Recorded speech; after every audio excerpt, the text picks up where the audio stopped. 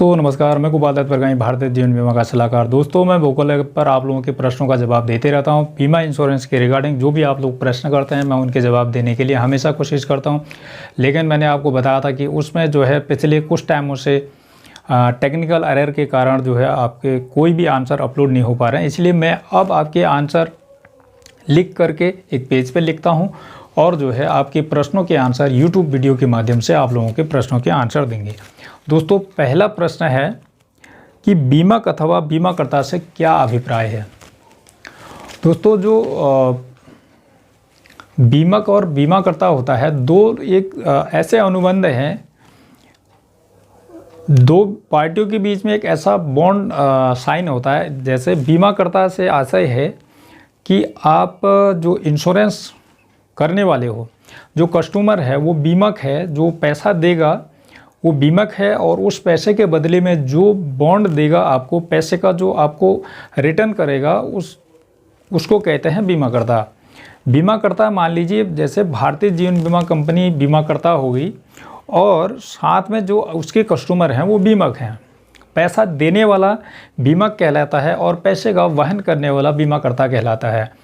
और दोनों पार्टियों के बीच में कुछ फिक्स टाइम के लिए कुछ फिक्स अमाउंट करके वो जो पैसा इन्वेस्टमेंट होता है उसके जो टाइम पीरियड होता है, मान लीजिए 10 साल के लिए, 15 साल के लिए, 8 साल, 10 साल, 16 साल, 20 साल, जितने भी समय के लिए आप फिक्स कर लेते हैं उतने टाइम में।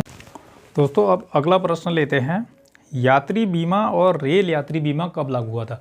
दोस्तों वैसे तो ये जो अधिनियम था वो ये 1989 को लागू हो गया था, 1989 में बन गया था, लेकिन ये पारित नहीं हुआ था। 1994 में जब एक ज्ञानेश्वरी एक्सप्रेस का एक्सीडेंट हुआ था एक मालगाड़ी के साथ, तो उसमें जो है लगभग 140 यात्रियों की मृत्यु हो गई थी और 200 लोग घायल हो गए थे। उस समय जो उन लोगों को जो खर्चा दिया था, जो उनके परिवार वालों को जो खर्चा दिया था वो भारत सरकार ने पूरा दिया था।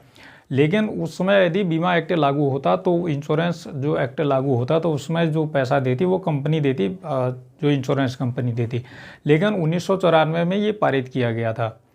अब साथ ही साथ इसको पूरी तरीके से इसका जो कॉस्ट था उस समय प्रति यात्री लगभग जो है 92 पैसे था, 0.92 पैसा।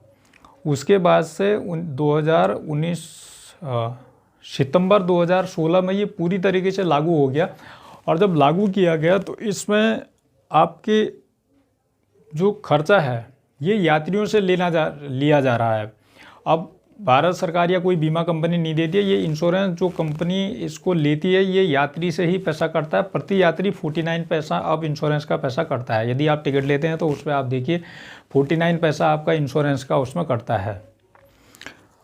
अब बात करते हैं जून 1956 में LIC ऑफ इंडिया का जो एक्ट लागू हुआ था वो पारित कब हुआ था, अगला क्वेश्चन था भाई का। तो दोस्तों अगर आप बात करते हैं तो जो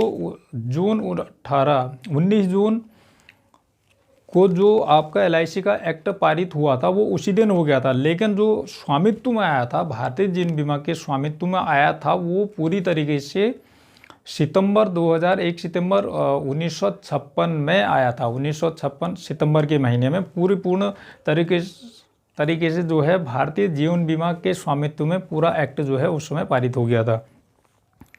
अगला क्वेश्चन हो, बैंकिंग और इंश्योरेंस सेक्टर में क्या अंतर है। दोस्तों इसके लिए मैं पर्टिकुलर वीडियो बना चुका हूँ, आप लोग जो है मैं इसको आई बटन पर दे दूँगा, आप उस वीडियो को देख लें और डिस्क्रिप्शन में भी मैं इसका लिंक दे दूंगा, आप जाकर के वीडियो देख लें, उसका आंसर मैंने वहाँ पर ऑलरेडी दे दिया है। अगला क्वेश्चन है, भारतीय जीवन बीमा निगम का मालिक कौन है। देखिए दोस्तों अगर भारतीय जीवन बीमा कंपनी LIC एक्ट 1956 की बात करें तो ये वही चीज़ है। यहाँ पर अब भारतीय जीवन बीमा कंपनी का कोई भी मालिक नहीं रहा। भारतीय जीवन बीमा कंपनी का मालिक गवर्नमेंट ऑफ इंडिया है, भारत सरकार इसकी मालिक है और कोई भी दूसरा आदमी, पर्टिकुलर कोई आदमी इसका मालिक नहीं है। तो जो है ये भारत सरकार, इसीलिए कहा जाता है सॉवरेन जो पैसे की गारंटी है बीमा एक्ट 1956 के अकॉर्डिंग आपके पैसे की सॉवरेन गारंटी 100% भारत सरकार की है, इसलिए कहा जाता है। थोड़ा सा पढ़िए इसके बारे में, मैं इसलिए आपको बता रहा हूँ। दोस्तों अगला क्वेश्चन है, डाक बीमा कब लागू हुआ था। दोस्तों डाक बीमा जो लागू हुआ था वो 1 फरवरी 1884 को लागू हुआ था। मतलब बात करें तो ब्रिटिश शासनकाल में ही पीएलआई का जो